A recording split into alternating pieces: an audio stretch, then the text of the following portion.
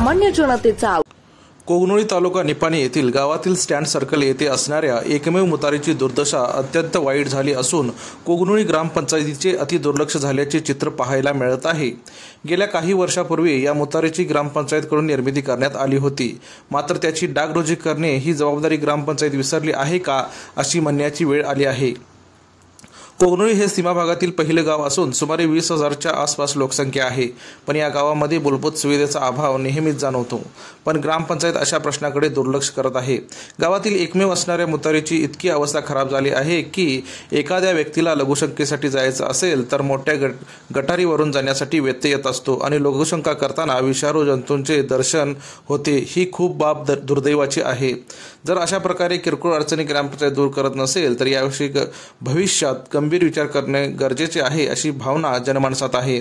याबाबत कोगनोळी ग्रामपंचायतीमधील संबंधितांना विचारले असता लवकरच सदर मुतारी स्वच्छ करण्यात येईल असे सांगण्यात आले आहे।